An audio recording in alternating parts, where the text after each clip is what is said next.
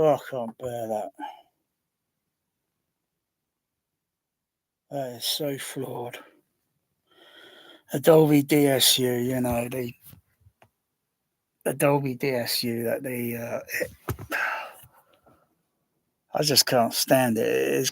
It is sound cringeworthy. It just doesn't serve, it just doesn't serve for Dolby Stereo. For you know, if it was VHS tapes, Laserdisc, or DVD, Blu-ray, whatever, it's just got a 2.0, or actually, it's 4.2.4 on the encoding, but it sounds queasy, like the whole thing's malfunctioning. It just I've got Rocky 4 due on Laserdisc soon. It's arriving, imported. But yeah, I got it on DVD, but just listening to the YouTube ones and just playing it through. Got no choice. I should make another lead up or something, so I can just route the I don't know, somehow route the computer sound, so it comes down to the comes down onto the CP750, and then I can use the proper matrix. I just you can't hear it in the video, even if I say, like, I don't listen in stereo and I just put one finger in my ear and kind of like hearing it in mono.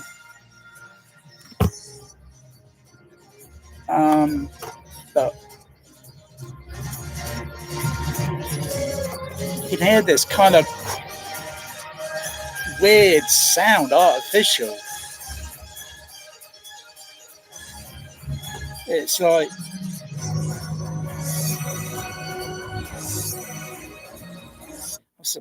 I'm surprised the DSU's even getting some of the low end that's filtering from the from the mix, because usually there's 100 hertz. I'm not sure if it's actually 6 dB or 12 dB, what the roll off is, but that doesn't matter because low frequencies always slip through into the surround in a 424 matrix. It's just cringeworthy, and dtsx is no more better. It's even worse.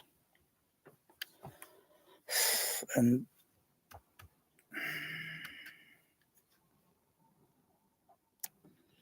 you just got to use a proper either I've got options. I've got options, but I just can't get the damn computer sound just to go from. Tried to use a HDMI splitter lead, so it takes the single signal and then splits it into two. I tried connecting up, but it seemed like the signal was cancelling out and wasn't outputting. So I thought, that doesn't work.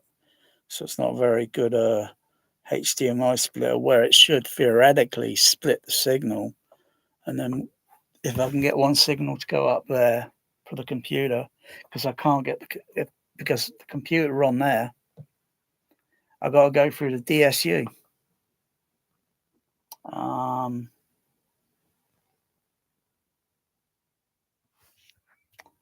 There isn't any RCA phono zone outputs, and even if it was, I've got to go out from that and it's got to come back down to there, and it's got to go back up to there. That's just not going to happen, because that just wouldn't happen in the design of the processor's audio input and output audio switching thing. It just wouldn't work. Yeah, they really know how to make some rubbish today. They really do. It's like some that say prefer vinyl, you know. I think some might prefer actual Dolby Stereo Pro Logic 424 for proper Dolby Stereo playback. The purists that remember how that sounded with multiple surround array, and then it put back into that kind of flashback. There, stop it. Yeah, that's okay. I can still just about play it and kind of cringe at it, but it's even worse on the center channel because it has a kind of same sort of whooshy, phasey sort of sound.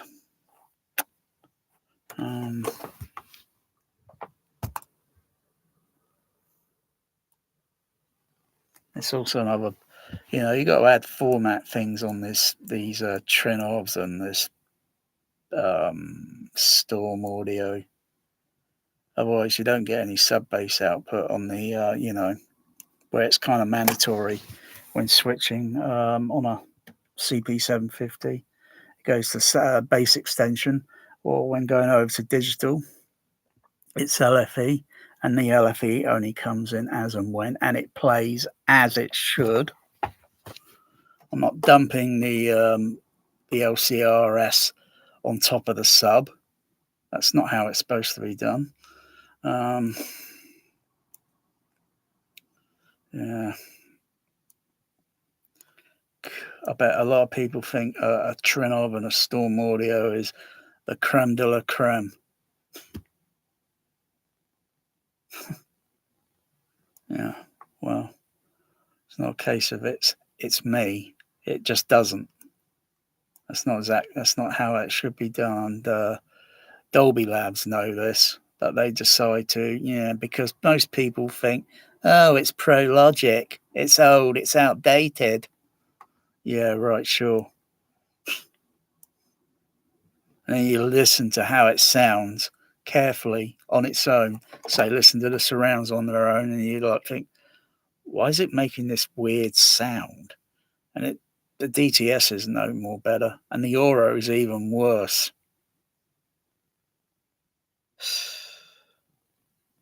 They should have put all the codecs, all the things on it. Pro Logic 2, Pro Logic 2X, DSU.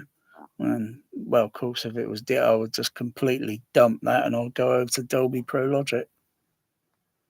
But no, these AVR receivers today, I'll tell you, they're a big scam. And so you got to think and work a way around it, which is why my next projectionist retired. And I thought, sod it, I'll have to work around it. So that's only as good for Dolby Atmos. It's not good for anything else. And I've not played Dolby Atmos here now for 9 weeks. Yeah. Dolby Atmos now is not even on the low end of my food chain anymore. If there is one movie I would demo here in THX, and that would be Gravity. All the rest are just even I can spot, some bad sound pan or some very it sounds like editing, or they're pulling back the faders a little bit too quick or something. I can hear artifacts in some native mixes like Terminator Genesis. Is it called Genesis or is it Terminator? Dark fade, that's it. I can even notice there's slight little glitches in the mix itself, and it's a native mix. It's not one of these upmix things, but I can hear slight little, when listening to the channels one on their own, one by one. Gravity almost passes without, any flaws or such.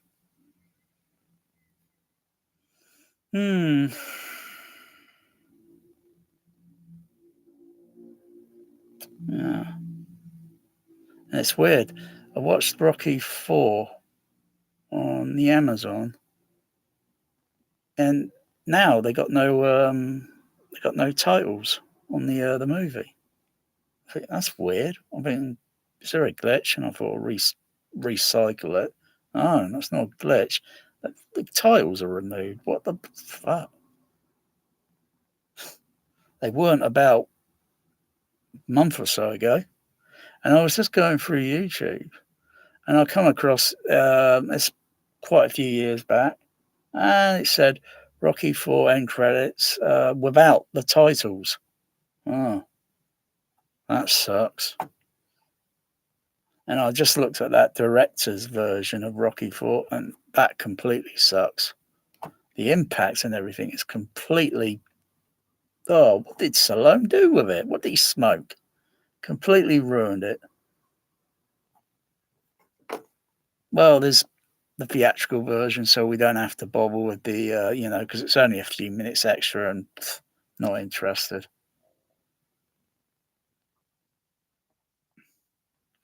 Yeah, it would appeal to anyone who hasn't seen the movie before, and then if they saw the theatrical, they'd probably think, that sucks. Or they might think, this just seemed better. I give it a little special playback, the end credits on that. It's one of those like Rocky 4 THX tap sort of thing.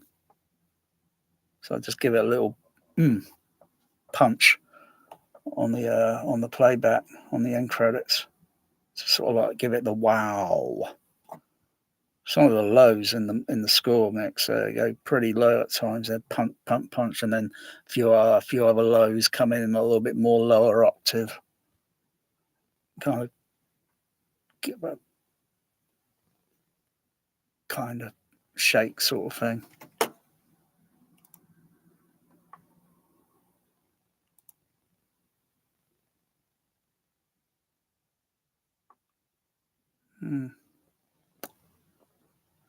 Yeah, well, I suppose it's you get what you get in it sometimes with. I mean, it's like the 750. Yeah, it's a bit of a pain in the ass to set up because you've got to use a computer to go into it and then set other formats. And it can play Dolby Pro Logic, Pro Logic 2, Pro Logic. No, it doesn't do 2x. So it does Pro Logic 2, Dolby Surround, EX. But we know that's my idea. 1989. Shh. Yeah, so it does those things, but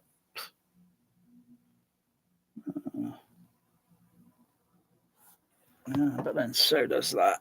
So does that there. And so can one of those. So can that down there.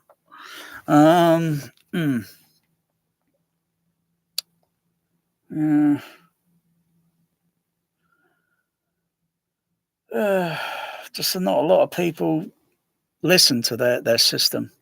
You're not listening. And you can't hear the flaw because you think, you know why? Because you haven't got the older AVR, you haven't got the Pro Logic 2X.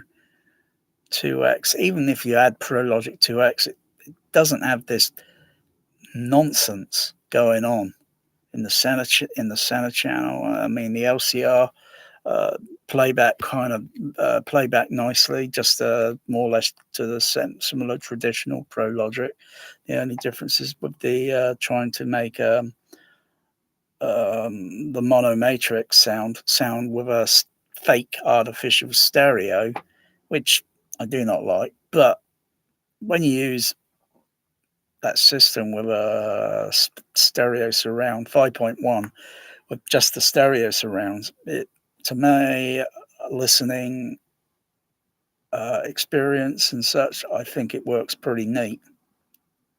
Does a pretty good job of panning sounds through from the sides and then onto the back slightly and then onto the next channel and then round that way. It does a pretty neat job. Um,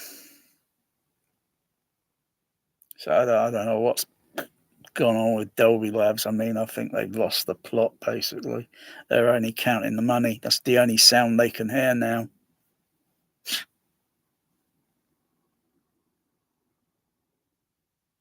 So I mean, it's not like I don't think they can. Oh yeah, do a firmware update for all this stuff. I don't think that's going to work.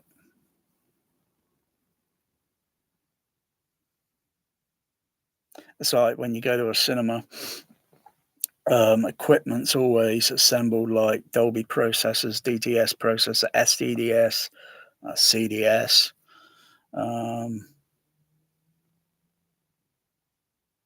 Dolby Atmos. You know, a proper cinema will have everything set up correctly so they can go.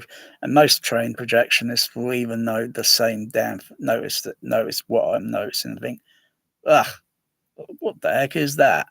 God, get it off. Doesn't fit the picture. It's terrible.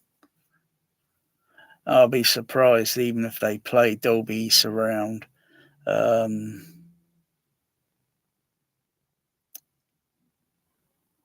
DSU at a cinema because it's on a CP7. It's on a CP850, a 950 as well.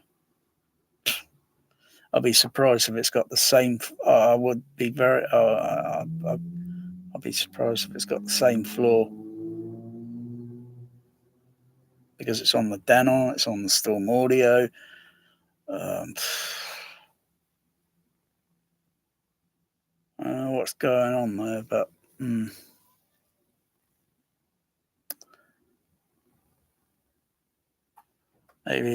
maybe it's okay on the Marantz that I got. I don't know. Maybe it's something to do with when they did that firmware update a few years ago because everything was that was in center stage. A calm, center channel is not always there for dialogue. Bear. Oh, that naughty cat. Center stage is not there just for center dialogue. That's just a load of BS because if there's dialogue panning or if it's directional dialogue. Um, but Dolby Labs were the ones that were saying more or less during around the time that the Dolby Stereo was coming around that, oh yeah, dialogue should be in the center channel. That's total bullshit. Should be moving around to create an illusion of like performers being there, not totally. And most other sounds in the center, it just doesn't work. And most people, most directors or most mixers probably know this and think, you know, just do it right. But that's few and far between.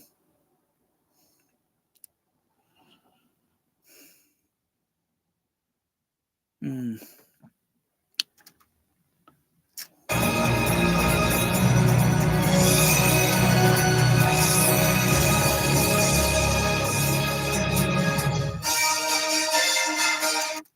Oh, it sounds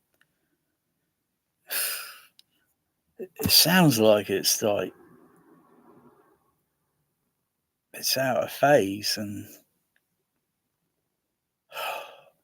I don't know what the heck is going on with that, but it just can't be fixed. And why bother? It'd be just a waste of effort and time. It's just a lot simpler just to boys and girls just go out and get a Dolby SDU4. They're cheap as chips. Um, It's got a cool fader, and it sets at 7. That's what everyone wants in it. They want to play projectionist and brag about, oh yeah, I got it at 785 dB. That's what you want to brag about in it. And it's got basic modes on there for mono, stereo, Dolby Surround or Dolby Stereo. And you got pink noise on it, LED meters, output trims. Of course, the level inputs have got to be set correctly, and got to use the test tones and pink noise and such to set it up. And you can change the matrix card if you want to, whereas you can't go into a Storm or a Trinnov and just pull the damn thing out and put another one in, because I could change the cards on the Cat 150. I've only got 3 cards. A, B, C, D, E. Yeah. I've got card D, card E, and card F, which is the last and latest, which would have been produced around the early 90s.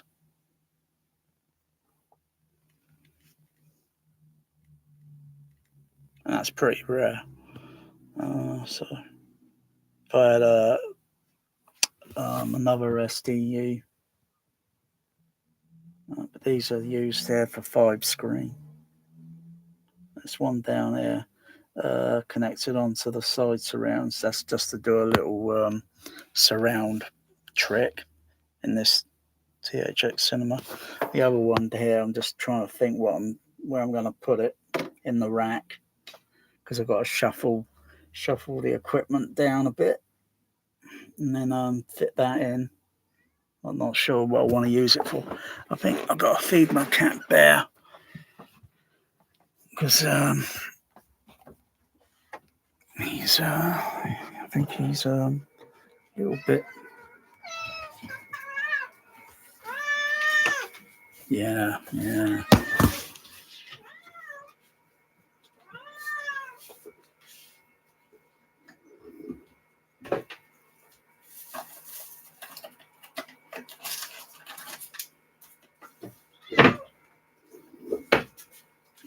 So yeah, they're very intelligent. Oh, they're evolving. Will you calm down? Oh my goodness, calm down. Magic, calm down. There you go. Oh. Okay. There you go.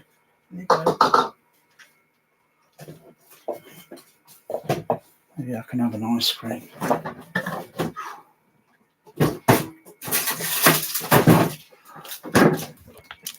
Magic's almost finished eating. Can you believe that? Close the door. So he doesn't come in and try and grabs the ice cream. Because he likes ice cream. Oh dear. Yeah.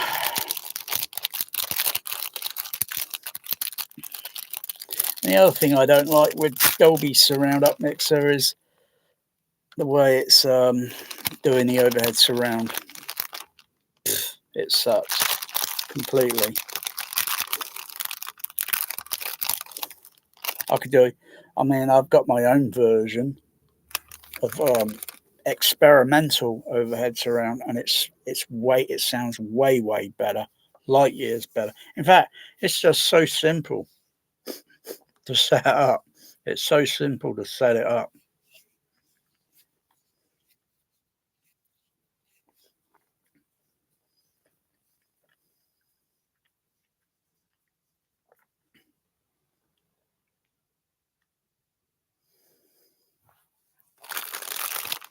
I would just think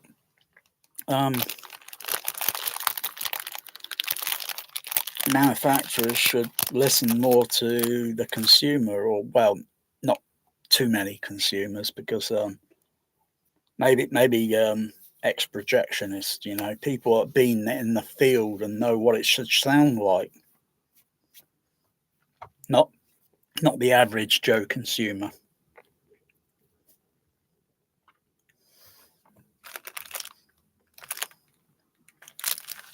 Most average Joes and that, you know, you've got to be a bit of an optimist, you know. You've got to be a bit of an optimist.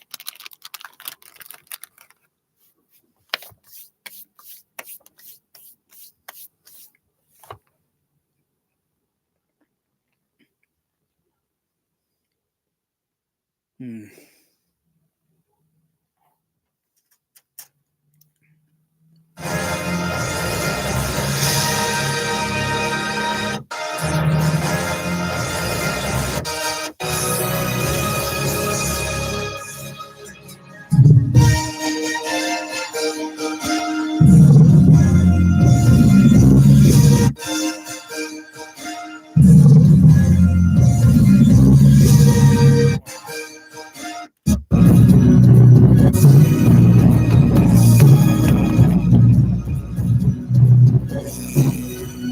Wow. I mean, that's how the damn end credits should end. That's how the end credits should end.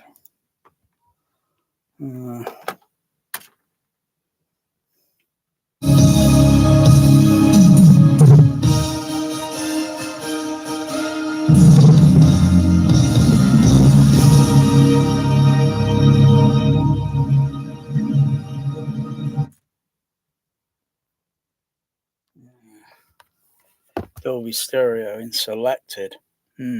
That's if you got the equipment and got it set up right.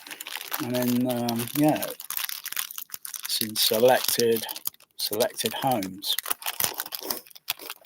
There's very few private 35s and around and that, and you know, you got the, you know, the sound mixing on the discs and the tape. You know, it's identical, except that it's not optical sound because they're taking it from a magnetic or a print master, I guess, or because all this is originated on magnetic sound.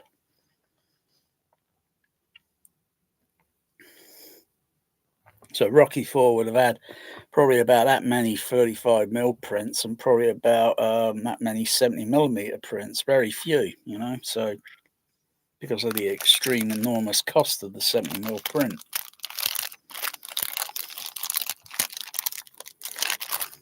So it'd still be like a few hundred or so. I don't know what the actual number is, but it would have been quite a few. Probably all knackered by now and turned to pink and no wear and tear on the mag track.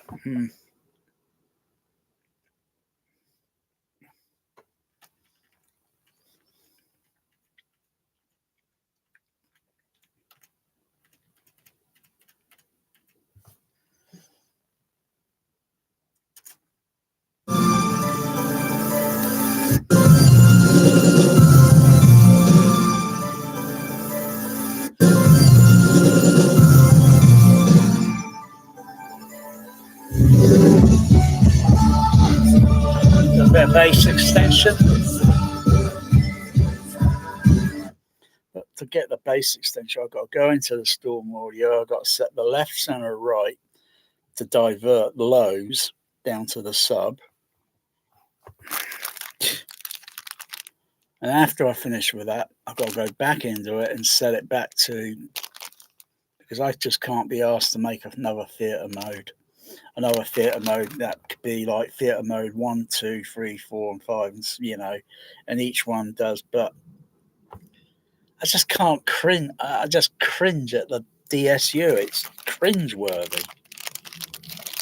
Dolby Digital on it, it's okay. But the Storm Audio does have occasionally Dolby Digital or DTS dropout. The sound occasionally drops out, and that's when using the chapter search. So you go forward or something, or back on a chapter, and then it plays. And after about a few seconds, sound drops out, comes back on, drops out again, and then comes back on and then stays on. Didn't have that hassle with the Denon. And I certainly do not get that hassle with the 750, even though I can't get, weirdly, I can't get an AC3 signal onto it, which I can't fathom as to why, because it's the same codec as a Dolby Digital on a DVD. It's got to be something there that's eluding me. But anyway, even if when I'm playing DTS, I don't get sound drop out on the DTS CAD 5 Professional. I don't get any of that nonsense.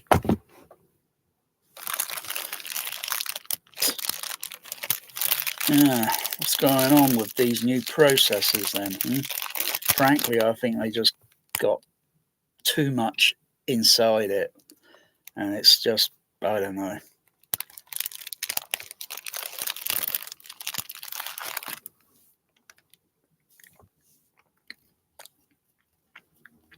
I mean, if all the sound codecs are on one chip, I don't know. Or if they're on separate chips and there's network relay sort of bus sort of switching circuitry that's, quickly switches to the format mode. But you never get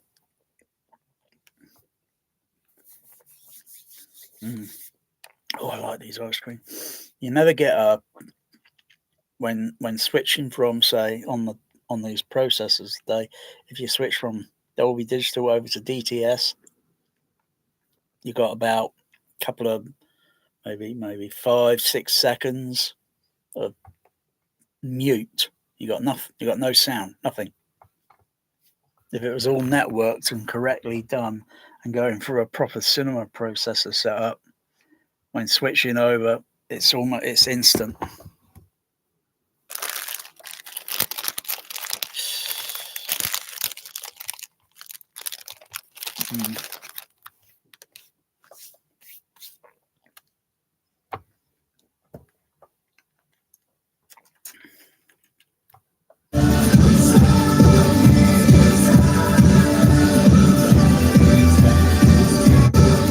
Wow, that is loud.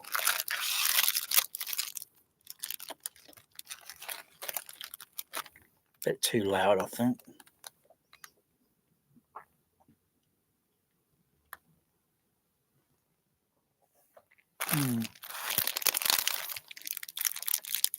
That's only loud on the HF, on the high frequency sounds.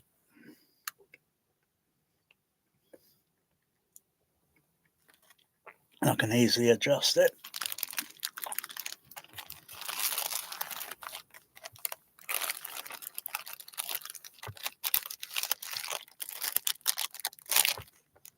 Wow.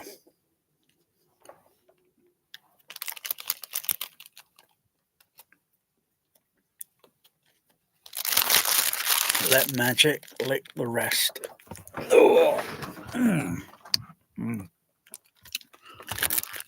Because he's outside this door. Oh! There you are. He wants to lick some of this. Oh, hey.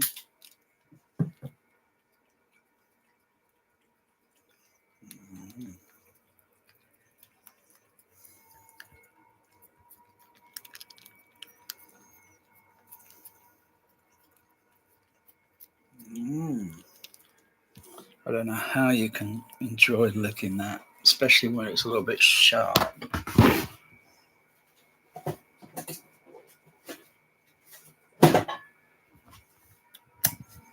Because even I'm kind of finding it a little bit sharp now.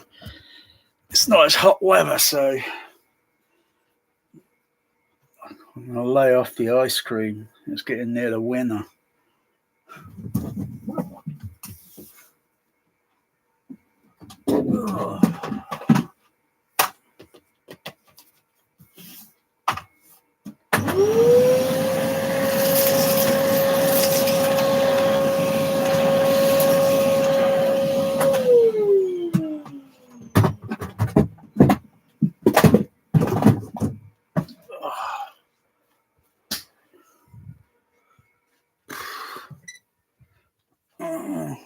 Where's the bear one now? What's he up to? Where are you going? Going behind window? Oh. Yeah. Where's the SPL meter?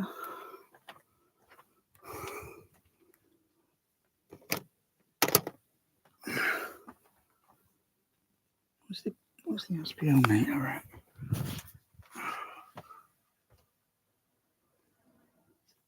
Down there. Oh, there it is.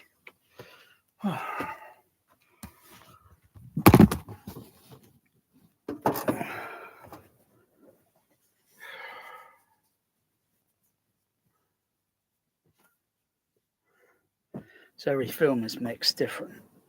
Every film is mixed differently.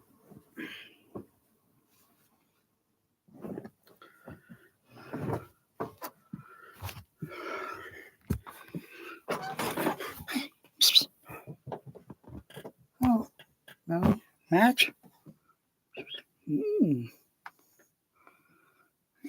Hey.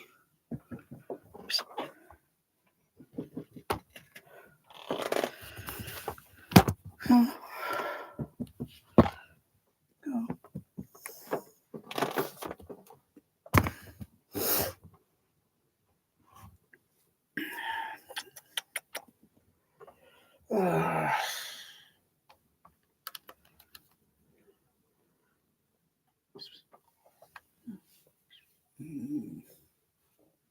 Oh.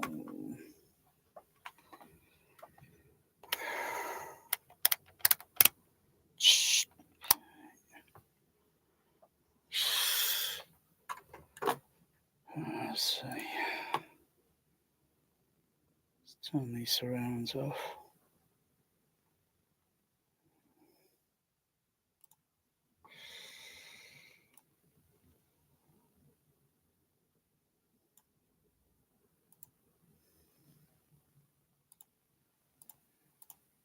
And there's another flaw that's with the DSU is that I don't know why it's doing it, but some of the front sound information is kind of really pushed into the back surround on one of the back surround channel sort of thing, and yeah, very distracting. But when you play the whole thing as a whole, you wouldn't notice it. No one, the average Joe, wouldn't even notice it. Because I'm skeptical and I'm thinking, is this really DSU, the bells and whistles that Dolby Labs are marketing it as? No, it's not. It's got quite a lot of distraction in it. Yeah, I'm surprised someone maybe like Tom Holman hasn't even listened to it and turned his nose up at it.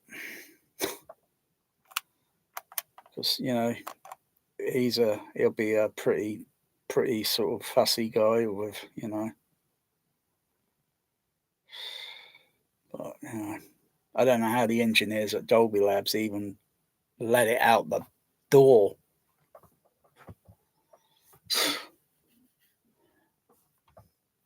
Yeah.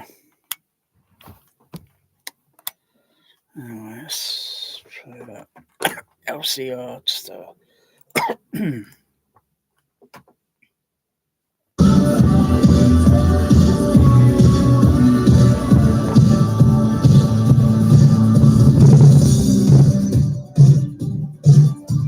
That's just the center stage, just the center channel. Matrix, DSU.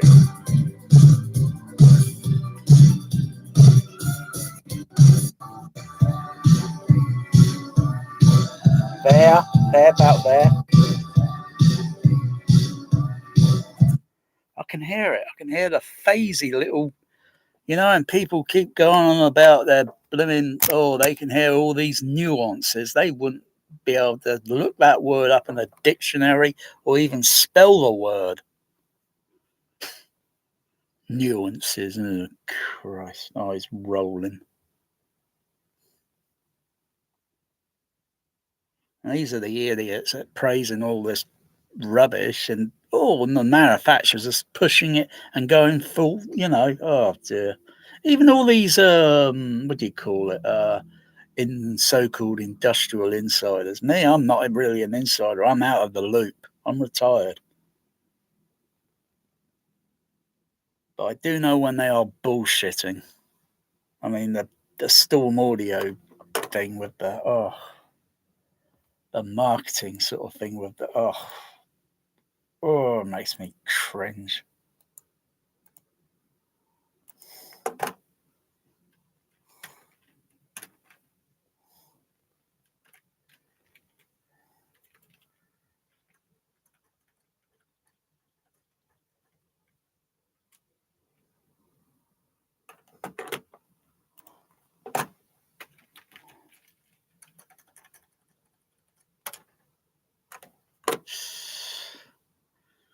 Where is it? All this BS. Oh god. Ugh.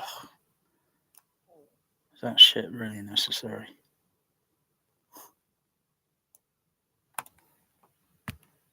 Oh god.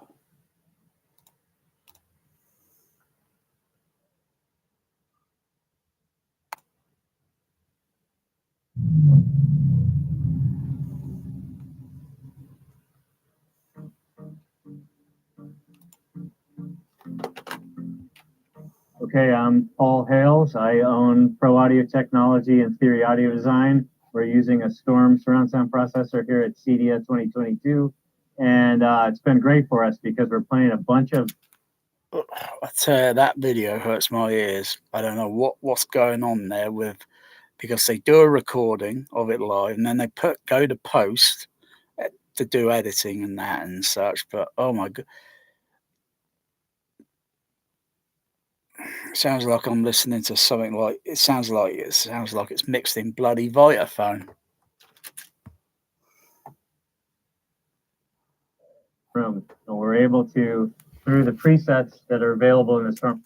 What the fuck is he saying? I've heard better modulation on the CB radio. For each of the systems. So moving from one set of speakers to the next set of speakers, all with unique processing, was literally a press of a button, which is very awesome. Next set of speakers, all with unique processing. So moving from one set of speakers to the next set of speakers, all with unique processing, was literally a press of a button, which is very to the next set of speakers, all with unique processing. So moving from one set of speakers to the next set of speakers, all with unique processing, was literally unique processing.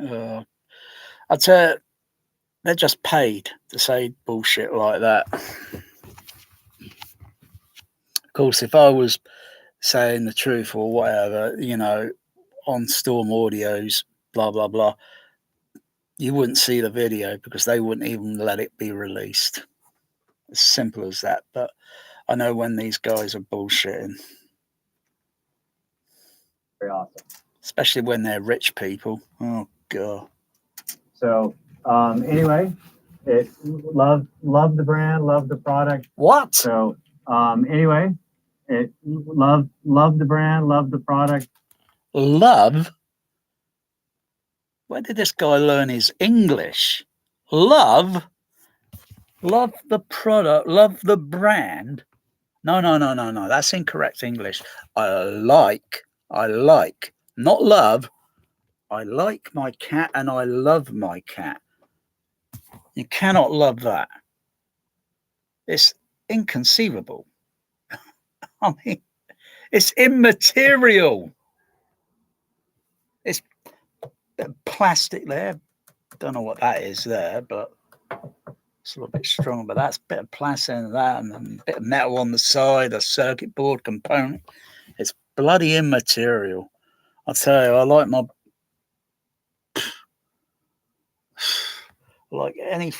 like everything else except that. I mean, that's just like I say, it's only good for Dolby Atmos, and that's all it's good for. I mean, I'm surprised the Dolby Atmos doesn't sound like it's completely messed up, but love. Bloody hell. Speak English. The brand, love the product, and it just works. It just works. Oh, no. It doesn't work. It doesn't. I mean, another thing, even when playing Dolby Digital AC3 Laserdisc through this the Storm, right, the other day, and then reversing a scene up on the movie, eventually there was complete, utter sound dropout that the Dolby Digital wouldn't even come up on, and I thought, there's a bit of a technical flaw thing there, where I swear I had to just turn it off, wait a few seconds, and then turn it back on. I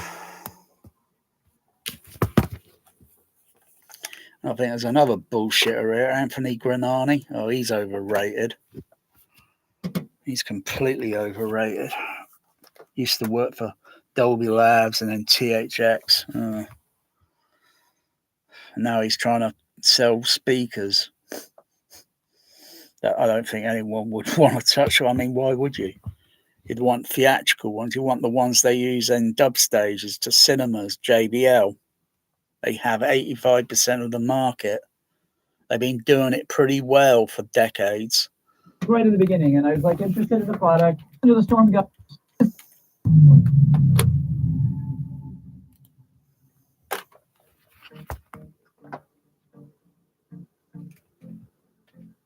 Hi, this is Anthony Gramani, president of PMI Engineering, Gramani Systems Loudspeakers.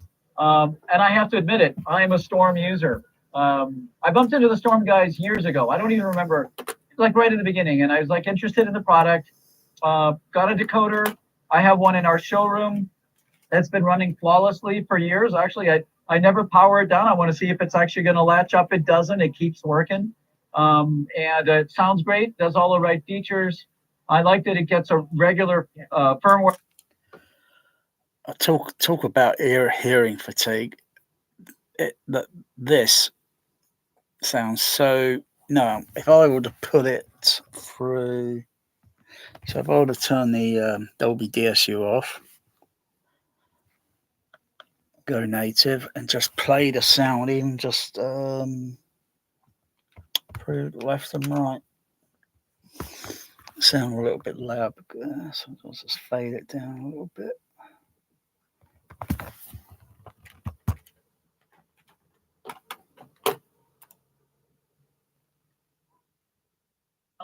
Surround processing has kept.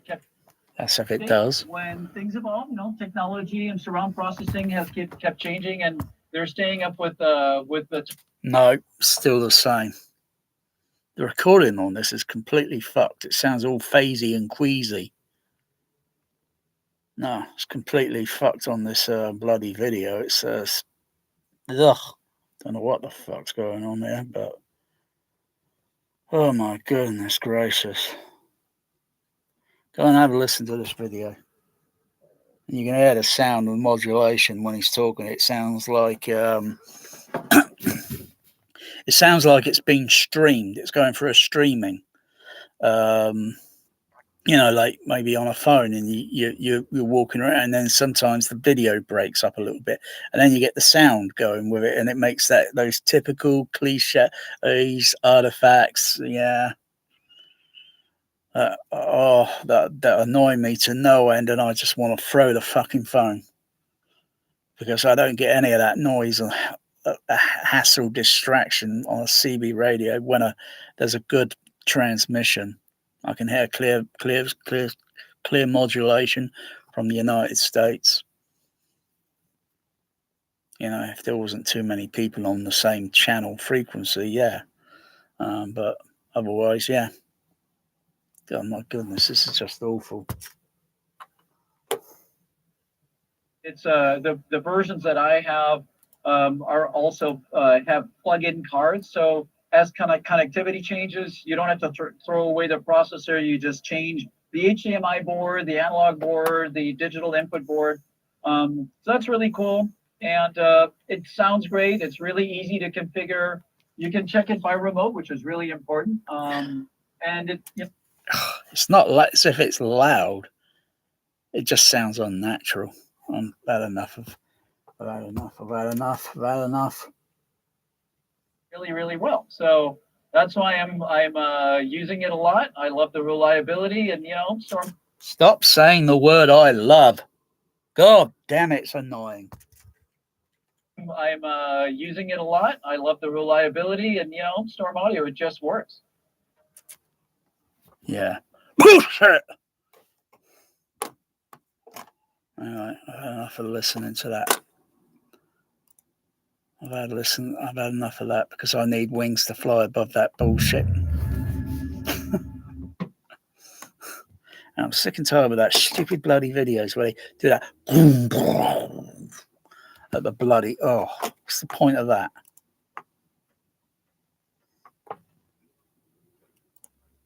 I mean, that's all post-processing, but they can't get a bloody decent recording when they're whatever bloody. Oh, Christ's sake! Don't they do a sound check before recording to make sure that modulation's going to sound good and clear? Because it sounded like it was going through a what do you call it? Like you have to change the bit rate, which I could do on the DTS here. If the bit rate's not set correctly to the encoded signal, it would sound kind of doesn't sound very clear. It sounds all distorted and sort of thing. So I've got to match the bit rate sort of thing. That's what the video sounded, but there isn't that problem. There isn't a bit rate. It's just the recording of it on live is completely rubbish. And there they are trying to talk about amazing bloody sound with a processor, crying out loud.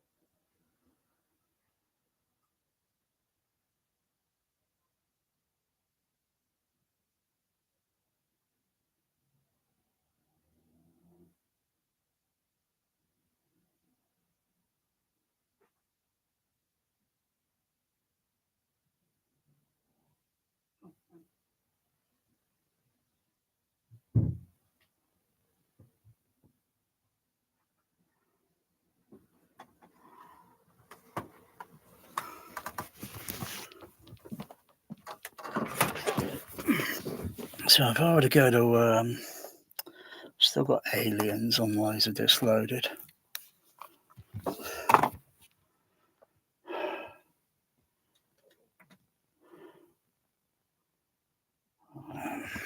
Got to turn the surrounds back on.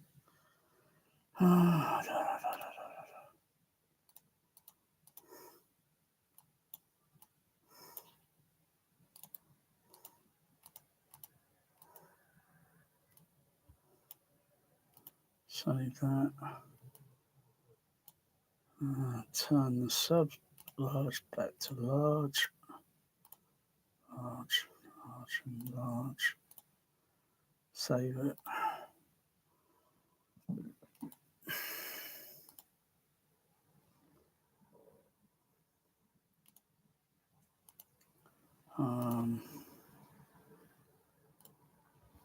So if I go optical free, that'll be Laserdisc on. Hang on, wait a second. No, it's a power Laserdisc I've got in there, so there won't be any output on the optical. Let me see. I'm not sure if it result. Hang on, right total, left total, right total. Where's that going to?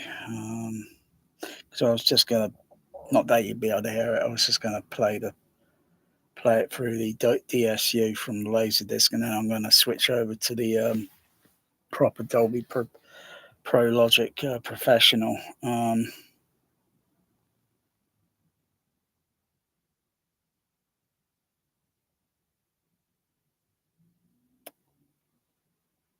Left total, right total leads are there. They're connected, and they go up to the Denon,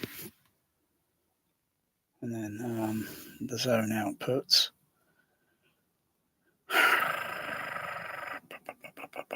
No, I can't do it. It's not doable. That's why there's just not enough inputs on that Storm or even a Trim. There's not enough inputs on these things. Not enough inputs. They're just totally backward. Completely dumb and dumber. So fuck it. I'll just fucking play fucking Dolby Stereo. Fuck's sakes. Gotta get the sound of that fucking DSU out of my fucking ears.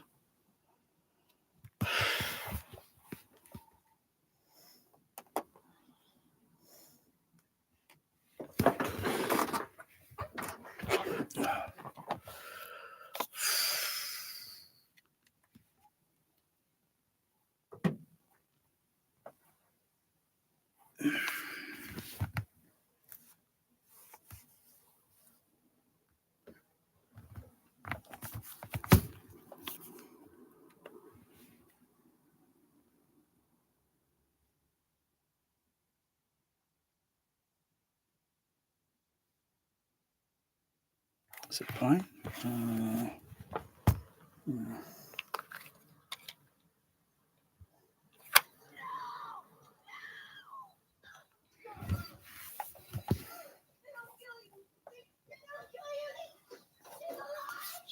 Further up there.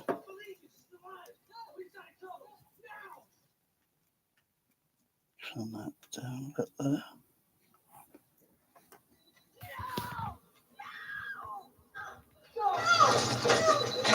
They don't kill you! They don't kill you! She's alive! She's alive! All right! I believe you! She's alive! No! We've got to go! Now!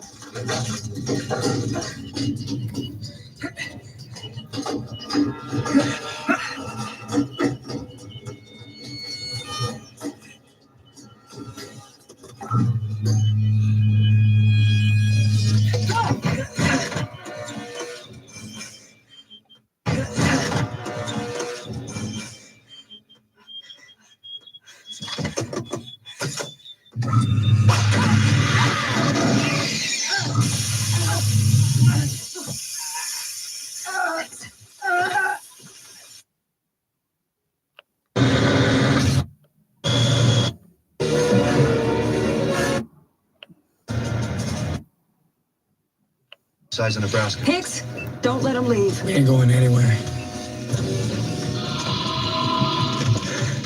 Attention, emergency.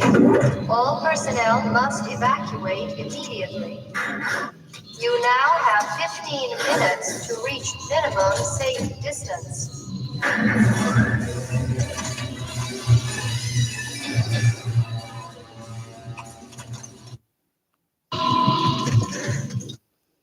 Ripley, I don't want to hear about it, Bishop. She's alive. There's still time. in 19 minutes, this area is going to be a cloud of vapor the size of Nebraska. Hicks, In 19 minutes, this area is going to be a cloud of vapor the size of Nebraska. Hick. For the size of Nebraska. Hicks, Nebraska. Hicks, don't let him leave. We ain't going anywhere. Going anywhere. Going anywhere. Ain't going anywhere. Laserdisc is still the superior format, disc format. Yeah. I think 4K's at its day, really. Oh, and are they going to stop mass doing Blu-ray 4K discs now, are they? I think Disney's in a bit of a dire issue at the moment. Not that I care, because I ain't going to buy any more of their products. Yeah, even though they got aliens, they got their bloody Mickey Mouse's bloody meat hooks stuck in aliens. God damn it. Well, they haven't got their meat hooks on this bloody laser disc, so fuck you, Disney. Because I prefer mostly this in theatrical form. Mostly.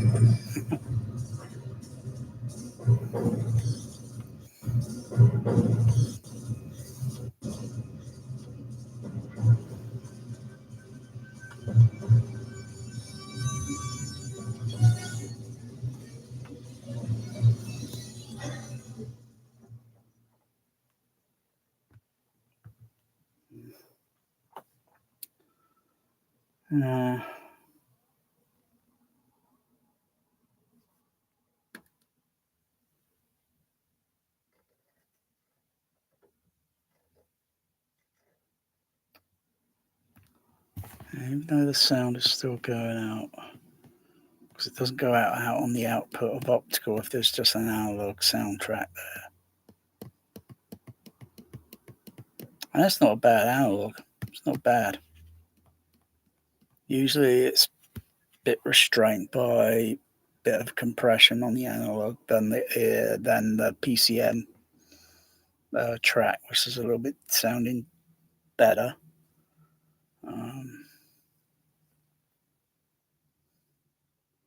I like this pressing of Aliens because it's open. It's full. What's it? Open matte. Occasionally, I can see little things around the sides of it, and the color and that is not bad. Picture resolution is not too bad.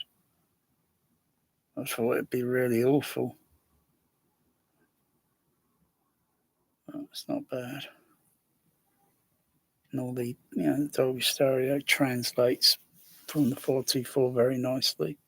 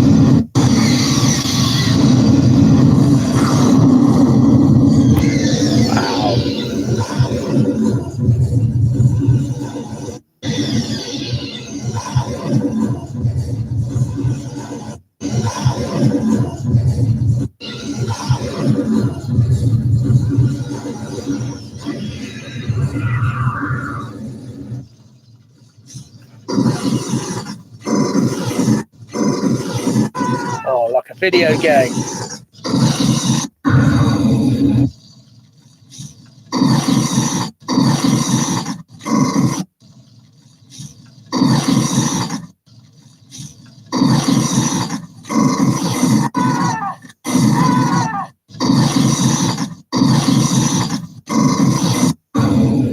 Can't do that on blue 4K now, can you? I used to just the power of the linear. It's so linear when just going through the search, the visual. It's so linear. It's so cool. It's way better than VHS.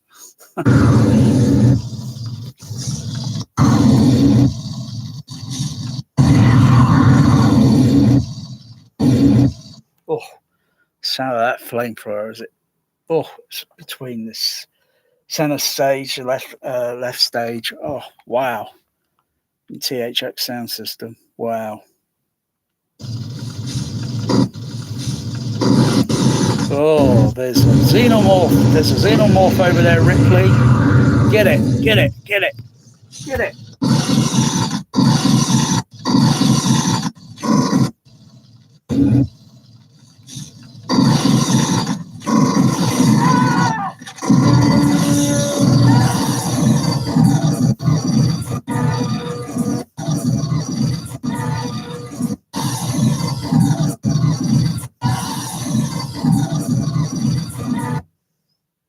Oh yeah. Yeah. Cool. I haven't got the AC3 laser disc, but I'm just so much into this at the moment. Just so much into, because this is how I heard it. This is what I saw at the cinema. This is what I was listening to. Maybe not day one, maybe the first week. And Gaumont Odeon screen number 2. That had, of course, you know, you got big stage speakers behind there that were made from the probably the late 1960s, I guess. And the I think the new surround speakers were probably put in when they did Star Wars, I guess. Did that in screen 1 Cinerama upstairs and screen number 2 downstairs. And then you got the side wall speakers, you got the back wall, and you got the overhead surround in screen number 2, where screen number 1 only has the overhead surrounds left over from the Cinerama 70mm day, 1969, and then phased out in 1970. And then all the Cineramas were like, you know, because they were not making them anymore. No, they weren't making the movies anymore.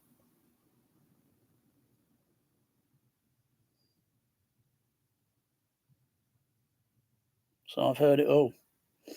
I've heard it all. And most of you probably watching my video, you haven't even heard it, because you're probably only in your 20s or in your 30s, and you're just not old enough to experience it. Today, you're only served what is presented to you. I mean, when I hear overhead surround first time at Empire Leicester Square with Star Trek and the Darkness, my eyes are just rolling, because I'm thinking, it sounds like UCI Tower Park. I've heard it before. The only difference is they're doing it discreet. That's the only difference. And if they can pan sounds and do it artistically, then yeah, wow. But if it sounds like they're just throwing sound up there and not really doing much with it, and panning it and from there and panning it and doing, you know, I'm going to notice it.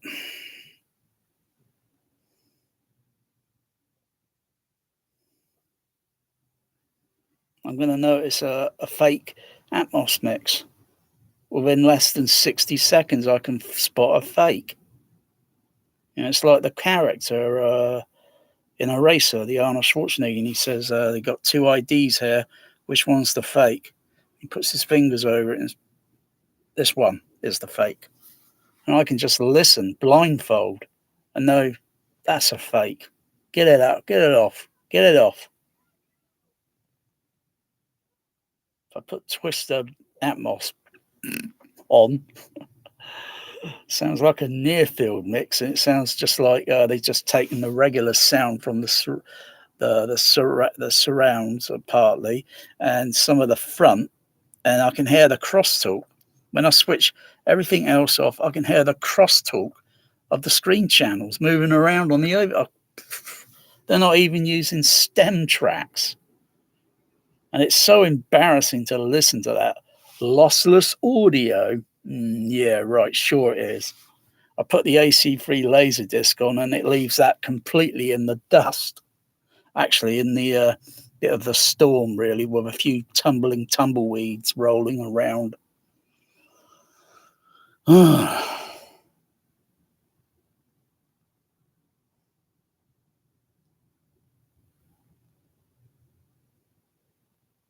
I can say is, you boys out there, start listening. Really deep listening, and get a Laserdisc player. Get a Laserdisc player and some laser discs. You do the A/B compare, or you do the comparison. I haven't yet fully compared Mission Impossible with the DVD, but from listening to it the other night, wow! Even that opening with the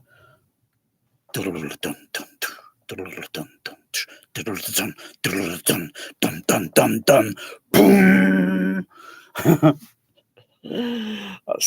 It's just pounding.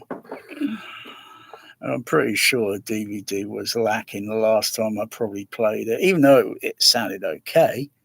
I'm pretty sure it's going to be lacking when I do a thorough comparison. Saving Private Ryan, it kind of appeared 5 dB louder than the DVD. And I'm thinking, how can that be? That can't be right. And I haven't done another check because Saving Private Ryan would have been playing on the Storm Audio on the optical number 3 Dolby digital input. And then switching it over to the DVD, I've got to go into the processor and I've got to switch over to the Panasonic, and that'll be on HDMI output. Oh no, hang on, it wasn't on HDMI. No, I think I did do a comparison HDMI as well as optical, because the optical goes down onto here from the Panasonic, goes down to there. There's an optical also, I think. No, it's not optical from there. It's coaxial from the Panasonic, and it goes down onto the DTS. That's for I'm using the player there. But Laserdisc is optical lead, and it goes straight onto the DTS. So it's pretty complicated setup I've got. Damn complicated. You wouldn't know how to turn this system on. You'd think, how have I got it? How have I got this going? How have I got this going? You'd think, is that the fader? Is that the fader up there, or is that the fader? Or maybe is that the fader? Depends on how I got the processor configured. If I'm playing Dolby Atmos, that's the main fader there. Although I can turn that up there. And I can still use that fader there. And just set it up at 0. Set it to 0 dB. And I'll use the fader there.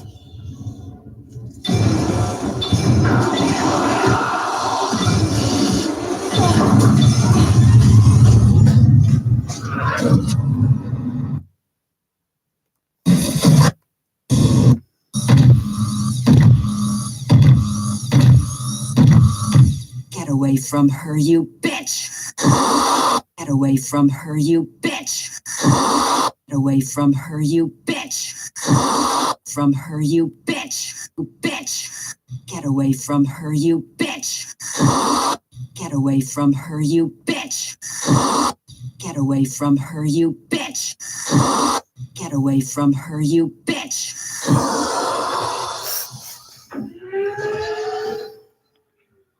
That's what makes Laserdisc entertaining.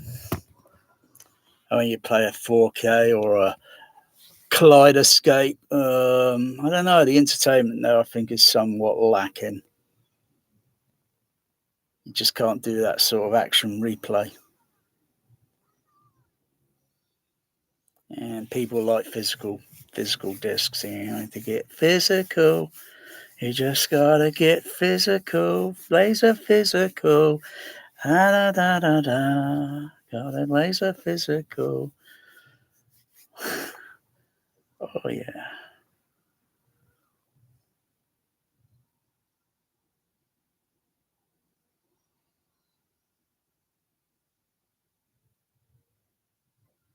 I think as I get older or younger, I think I just get wiser. I mean, why on earth I sold nearly 50 or 60 of my Laserdisc collection 20 years ago? Oh my goodness. For the sake of bloody DVD. I'm just trying to remember which titles I had, you know, and then rebuying those titles because you can't get Die Hard theatrical mix on the small little disc. You can't get how it sounded in Dolby Stereo or 70mm. That version only exists on AC3 Laserdisc. I don't know about the D Theater, but then the D Theater is daylight robbery for how much they want for it. Many people have brought possibly bundles of tapes from, I don't know, acquired, and now they got the gore to sell them at stupid prices like $500, maybe $1,000. It's just, oh dear. And I don't even know if it is the actual, and I don't really care because it's a 1080. It's a 1080p. If it's got the theatrical mix and such, then you know it's not bad, but it's not worth the price. It's like some laser discs, really. U571, my goodness, or Mission Impossible 2, or The World Is Not Enough. Daylight robbery.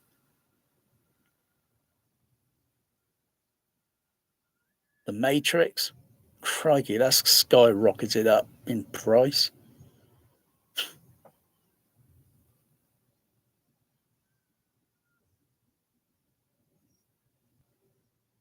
Eventually, you get an honest seller, and they'll sell it at a decent, honest price. You know, nothing greedy. I don't know why they're selling it. You know why? Because they think they want the 4K. Because they think the 4K is superior. Oh my goodness! And they probably only watched the movie once and not even twice. Most people would probably buy a 4K, or I'll buy this day one. And yeah, they're probably only going to watch that once, and it's going to end up on the shelf for about a year or so.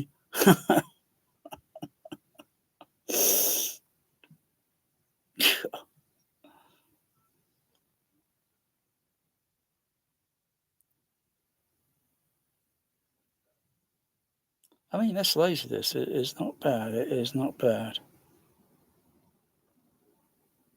I've seen a lot worse blooming transfers, and there is only probably about maybe that tiny fraction of a slight little bit of laser rot trying to slip in onto, I think maybe side number 2. And it's tiny fraction. Otherwise, the picture image would be completely almost unwatchable. The soundtrack would be going, be making that sound because of the rotation of the disc and then the laser tracking across it, almost as similar to a vinyl when you put the needle down and it makes a kind of sound.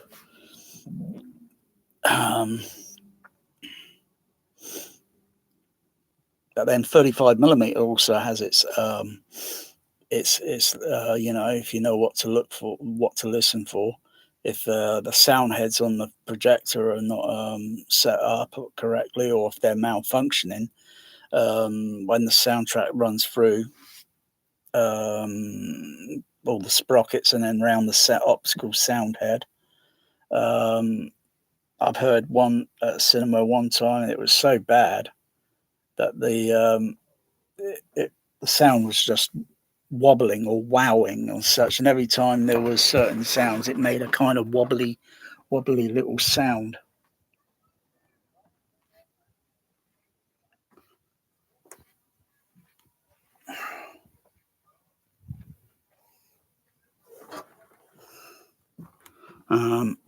And of course, with magnetic soundtrack, if there's damage to it, it could be damage to the whole track itself, or maybe high frequency sound loss.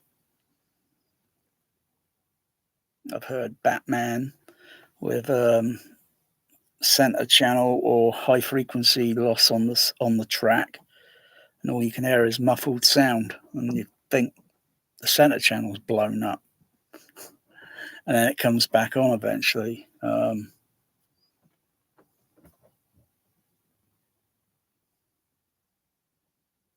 Or if there's total magnetic soundtrack losses, it's completely mute.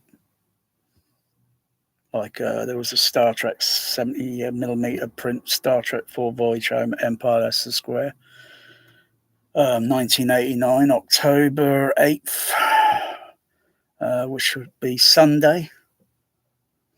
And the bird of prey, as it's coming down near to the Golden Gate, the soundtrack went completely mute for about 1 minute. Everyone just sat there in the audience, just quiet, very quiet. I could just hear voices in front of me, and and just looking around and thinking, sounds like they've had magnetic soundtrack damage on the print, and it's just got to wait. I suppose it's waiting. I suppose it might play in a moment. And so, yeah, eventually it did. But that's what those are the things that happen. Digital soundtrack has its issues. If it's badly knackered,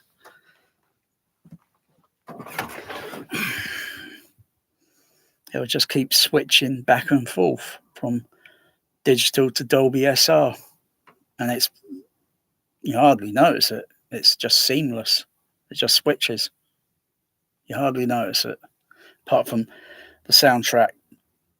If there's certain things in the soundtrack that would stick out, like if it was raining or had any rain in it or something, you'd hear this kind of sound.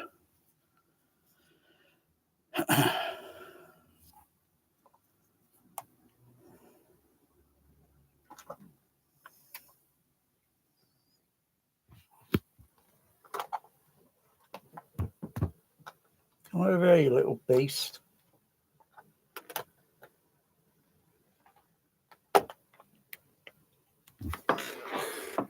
He's a beast.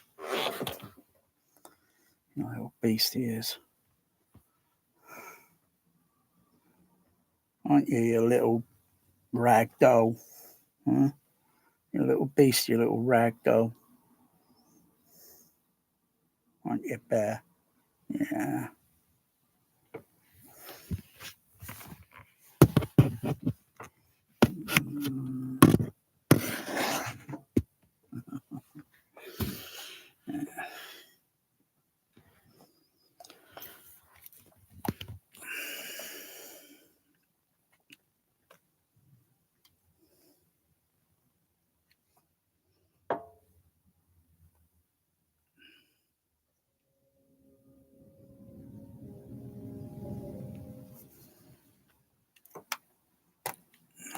I'll put side 2 on.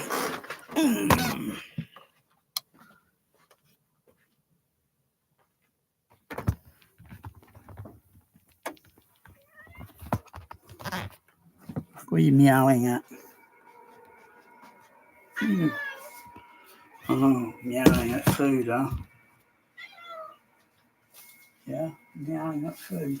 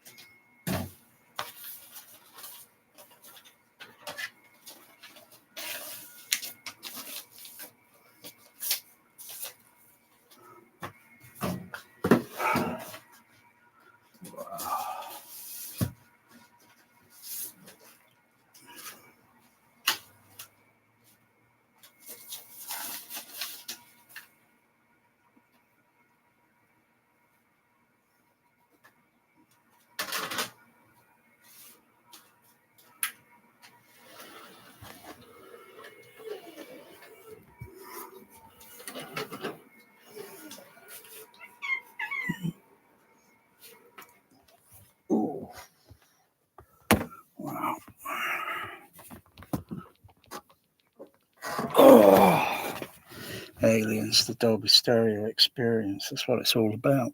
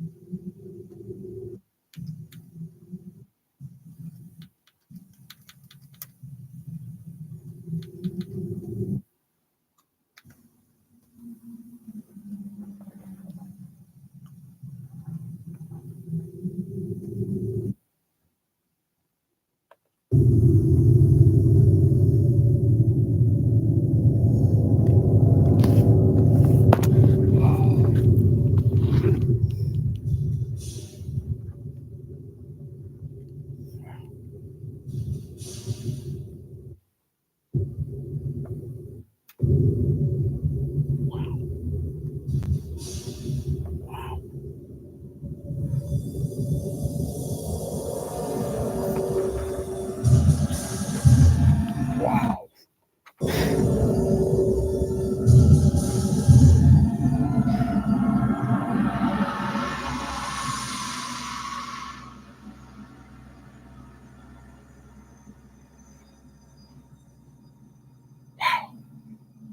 Music by James Horner. That's what it's all about.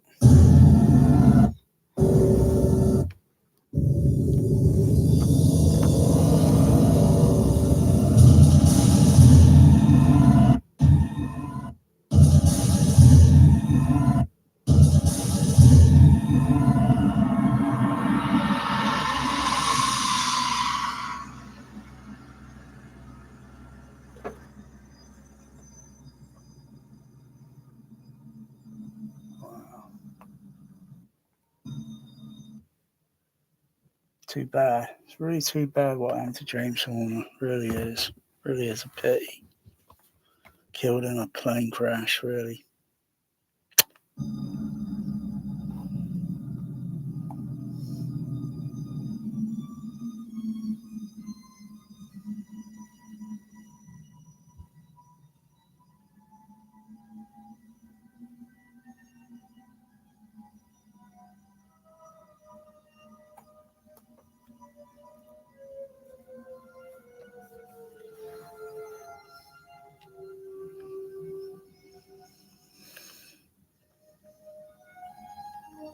Hmm.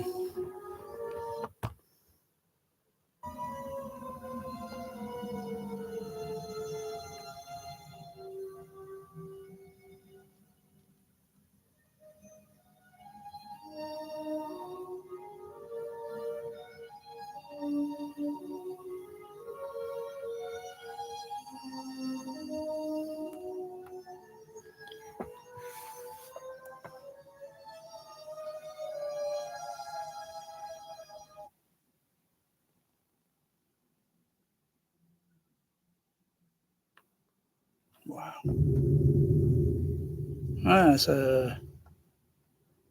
That's a pretty good opening. That's pretty well done. That.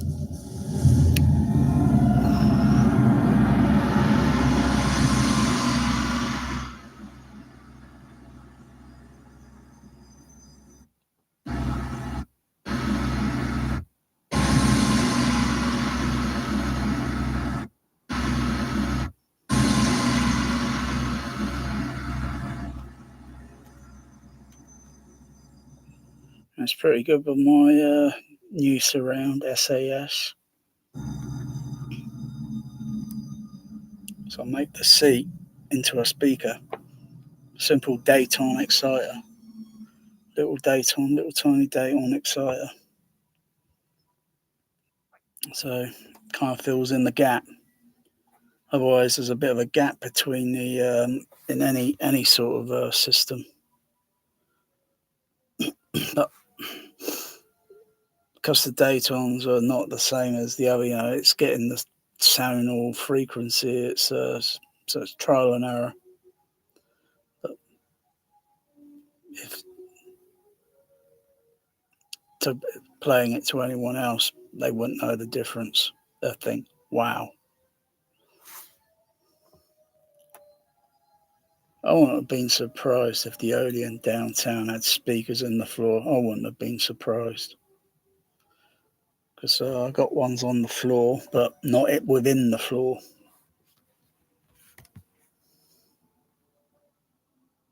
So you got to use periodically the same speaker. Even though the tonal sound is going to be different from where they're placed in a room. But using the same speakers, yeah, it's easy.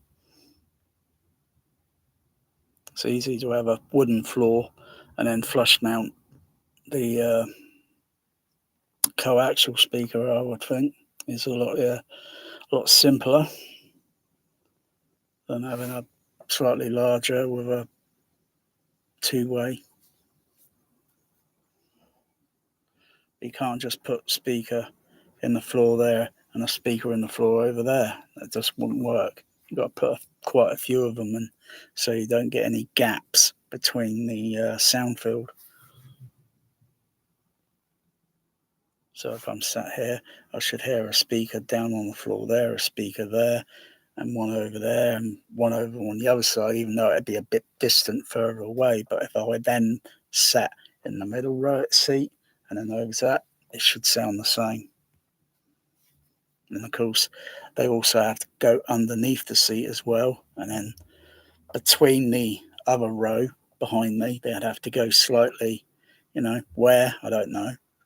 And then slightly underneath the seat. And then at the back of the, so when it's balanced and leveled and it turns on along with the overhead and then the side, that's what you call an immersive bubble, theoretically. Not this Dolby Atmos bullshit. Immersive audio. Greatest sound ever.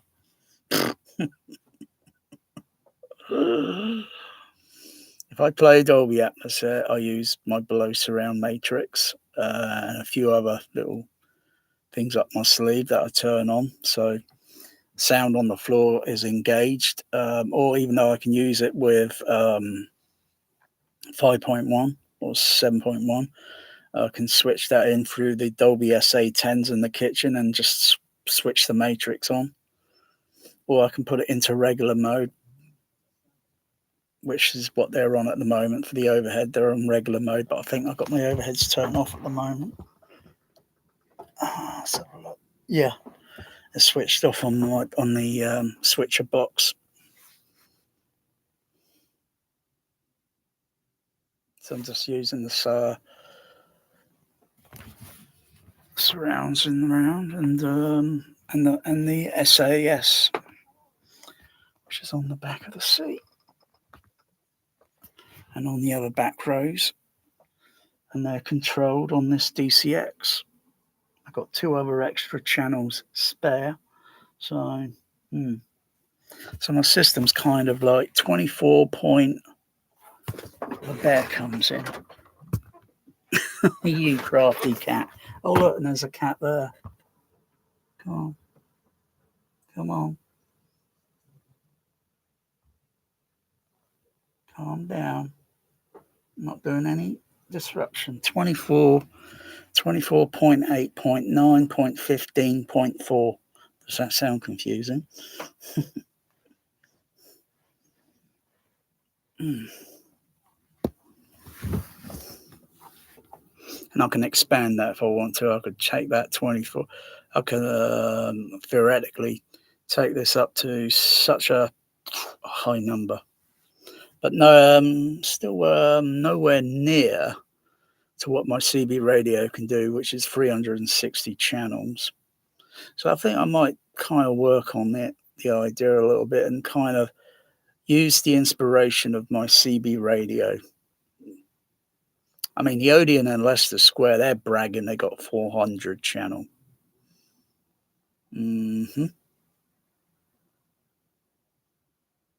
And that's just through the Dolby renderer.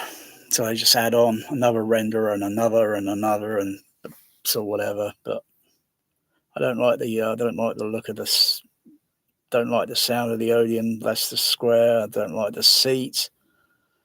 It sucks. That cinema went from a very large seating capacity, and then it compressed it all down because they got rid of most of all their seats, reduced their seats, put the ticket price up. Greedy buggers.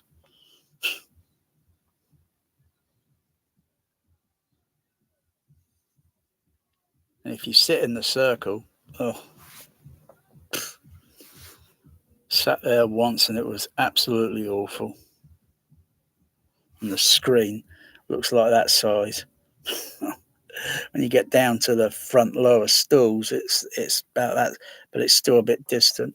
Still sucks. It's not as bad. It's not as good as what the Empire Leicester Square once was. Even when you're at front row, wow. And the way it curves, and you got nothing in the way to distract. The Odeon is an eyesore distraction with its stage. I think they should just take some jackhammers, drill that stage, rip it apart, and then guess what? They could put a few more seats back in. And they can change the angle on that screen and make it look a little bit decent. And then put those bloody overhead surrounds flush into the ceiling, dangling them from the ceiling. Really, that's cheap.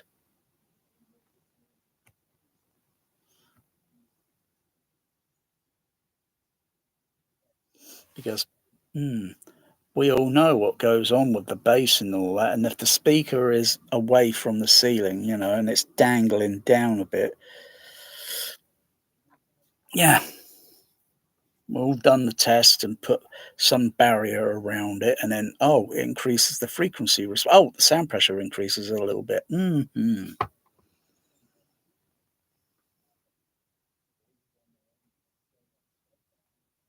Or even if they're mounted, but then it's better when they're flush, because then you shouldn't really see the speakers in a cinema. Screen Odeon number 1 downtown, the Cinerama, you couldn't see the overhead surround unless you start looking. And you think, 1, 2, 3, 4, 5, 6. And they all play the same sound at the same time. If it was rewired a little bit later in the 90s or such, it could theoretically place stereo surround as well as still play the mono. So it'd have to be rewired and configured. But they refitted the plates and then put JBL 8330 Mark 1 surround, 16 of them around the auditorium, in the wrong positions. Completely in the wrong position. Back row should have surround speakers going along the back row, and most of the back row seating should be removed. You can't be sat too far back to near the speaker. You got to be a bit of a distance, otherwise you won't get the illusion it's over your shoulder. You'd be looking up like that.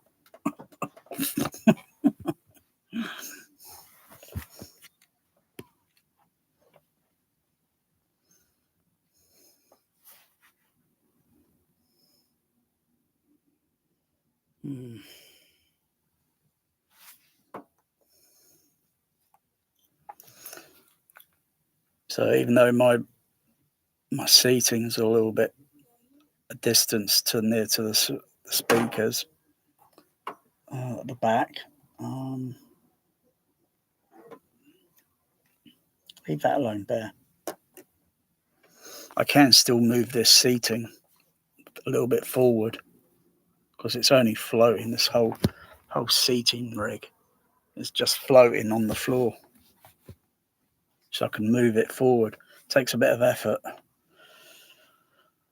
It takes like 10 minutes or so just to get it just about an inch or so because I've got to tie a bit of rope or anything around the leg down here, pull it so it kind of goes that way a little bit, that way a little bit, and then I've got to tie it on the other side, and then I go that way, and then keep doing that until it goes forward by about an inch or so, and then I can do another listening, check position, say between the surrounds, the screen base, and so forth, the sub bass. I could do another comparison because every room has a room mode. Every room. So it's just a little bit simple just to move the seating. And of course, when you move the seating a little bit close to the screen, you've got to be aware of, you've got to have a distance away from the screen or the screen speakers. Otherwise, you'll be too near or too on top of the center stage. And if you get the position spot on, you get a nice, good, wide stereo image. Whereas the next row behind would hear that image a little bit slightly, maybe a bit narrower. And it takes a little bit of know-how to get it sort of like, so you can get it.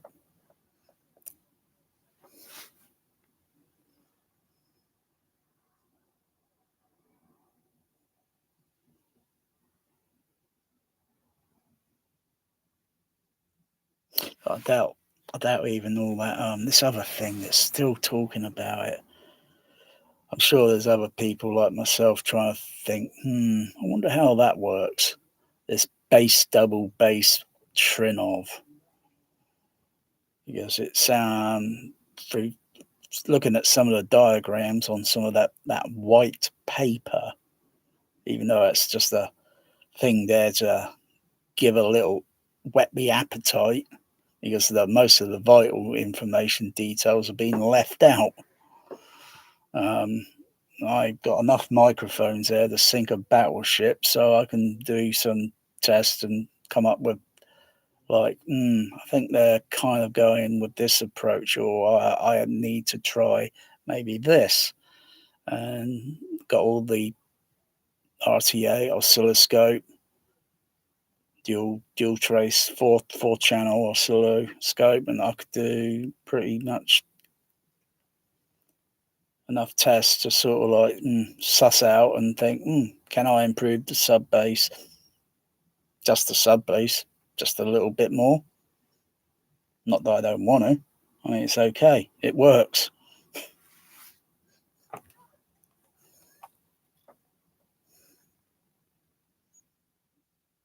And of course, you've got to have sub bass to make sure it blends with the stage bass channel within a few dB. Can't be like that. Otherwise, you just get audio masking.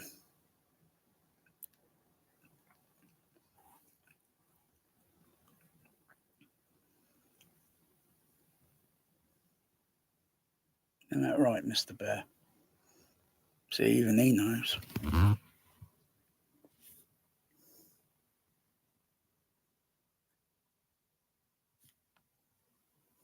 Doesn't tell me, but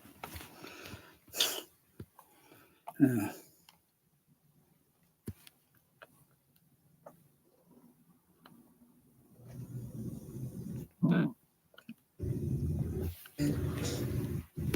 We're staying here.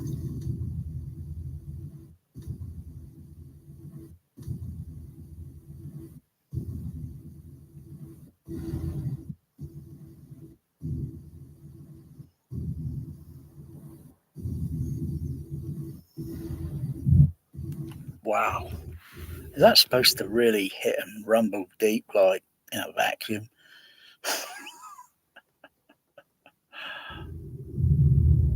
Wow.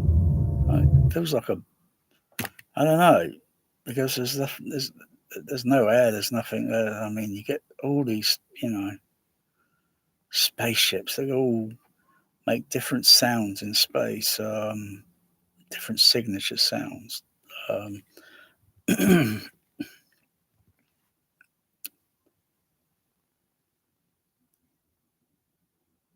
Damn.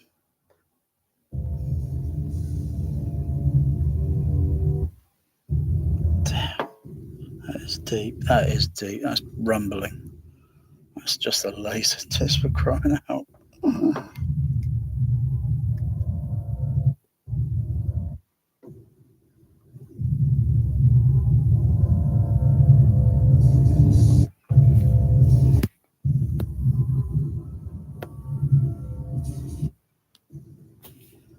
That's a deep rumble. Try a little bit of sub-bass extension, which I can only detect between small dB tolerance, which is what it should be. Otherwise, it would just be smearing the sound on the bass, on the stage bass channels. And of course, got the bass shakers, and that's got to be set right. Doesn't have to feel like a flipping earthquake, because it's like, because my mind is telling me that why has it got a deep rumble? It sounds like a bloody earthquake in outer space. It's just not possible. Well, maybe it is, but maybe it isn't. But it isn't. maybe if it was, I don't know. I'm trying to think. Yeah, maybe I'll keep that as a pet idea for something other. No shithead. You're staying here. Staying here.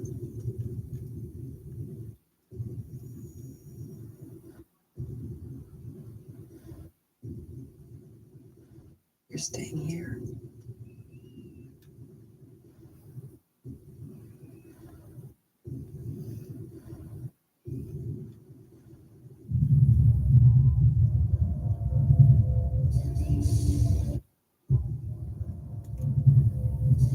That's about a good rumble there.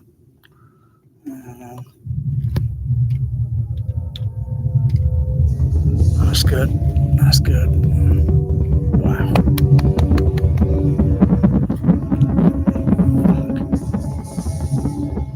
What the fuck? I've only got the fader. Just trim that down a little bit.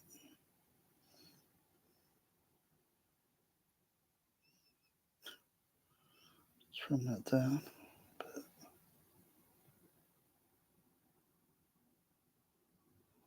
Okay. Wow.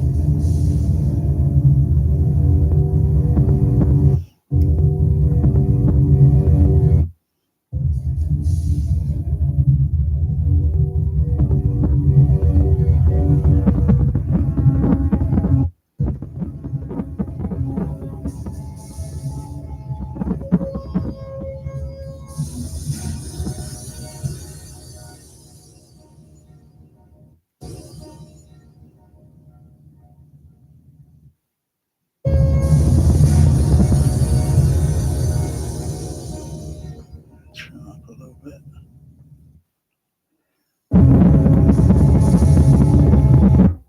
Wow.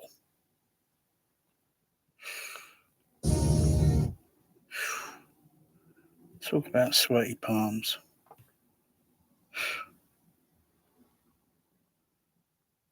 So I think the room's going to fall apart. You know. Here's the thing with please. Hey, what are you doing? Come on, crew got some rounds, right? Come on. Bishop, hey, man. Hey, not me, man. Yeah, you. Come on, come mess around, man. Yeah, you. Hey, not me, man. Hey, not me, man. Yeah.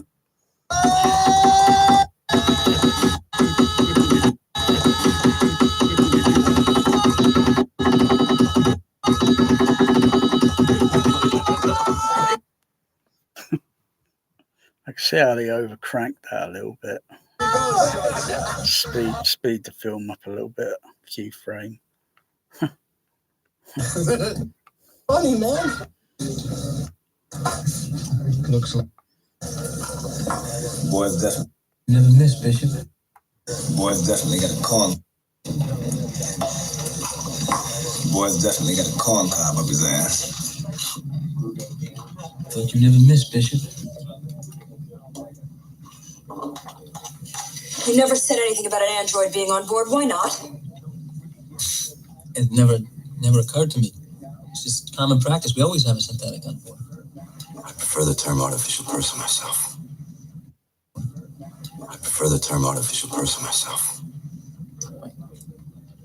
Sorry. I'm sorry. I don't know why I didn't even. Ripley's last trip out, the artificial person malfunctioned. Malfunctioned? There were problems, and a few deaths were involved. I'm shocked. Was it an older model? Yeah, the Hyperdyne system's 128.2. Well, that explains it, and the U2s always were a bit twitchy. That never happened now with our behavioral inhibitors. It is impossible for me to harm, or by mission of action allow to be harmed, a human being. You sure you don't want some? Action allow to be harmed, a human being. You sure you don't want some? Just stay away from me, Bishop. You got that straight? Bishop, you got... Just stay away from me, Bishop. You got that straight? Me, Bishop, you got that... You sure you don't want some?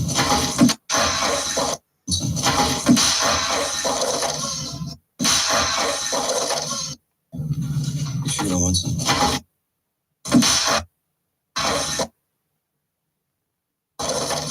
Just stay away from me, Bishop. You got that straight? Guess you don't like to.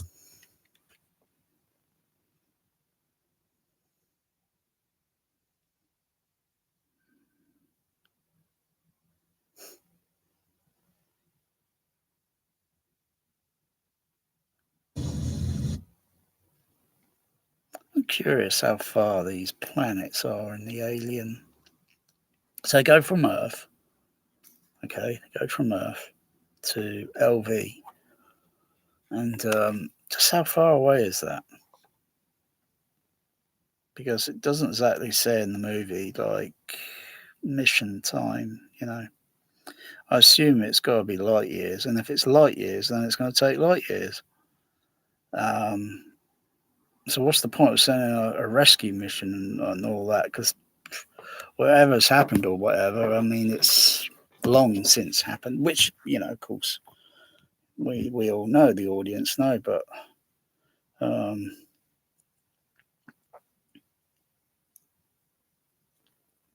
yeah, it's got to take a while, because I don't think the spacecraft, and how fast is the spacecraft going at?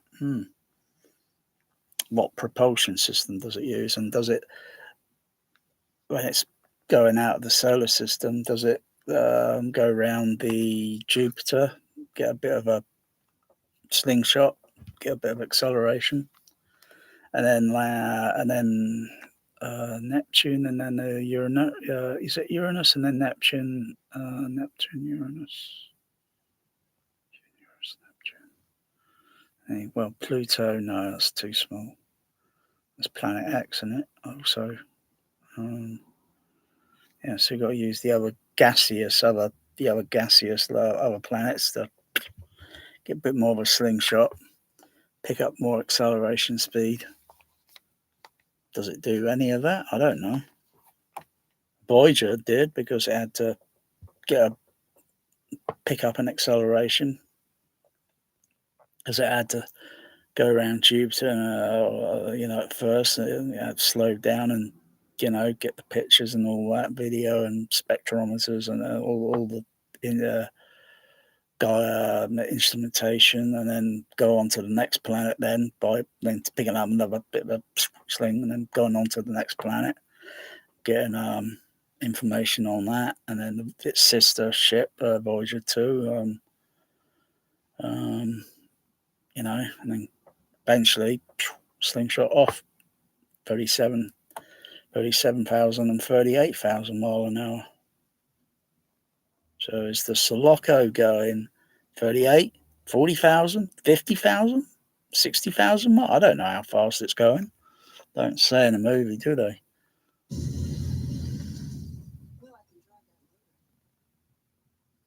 Even if it was going light speed, but I don't think it is. So it's interesting, Avatar, and then going from Earth to Avatar planet. It's got to take years, and then all this stuff that you see all set up. You got to have fleets and fleets of spacecraft that can only take so much, things to build, and to build what all that they got would take decades.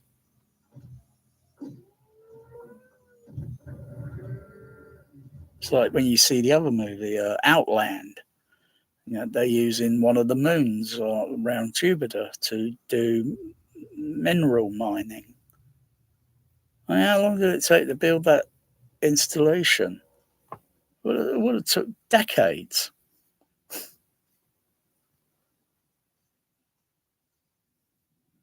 All this NASA nonsense. They keep talking about going back to the moon and William Shatner DNA blood. Oh, God, 150 grand. What a load of nonsense. God, so much snake oil around today, and a lot of gullible people as well.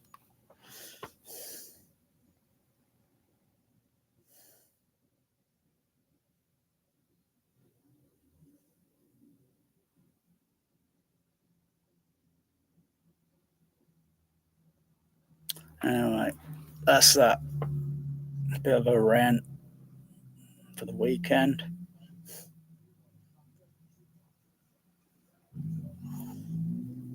I'll keep saying it. I'll keep saying it, and I'll keep saying it in maybe another video. Dolby DSU sucks. Get a Dolby, get a Pro Logic in your system so you can switch back to the original. 4 Star Wars originals, or, especially when they're on Laserdisc. Makes a heck of a difference.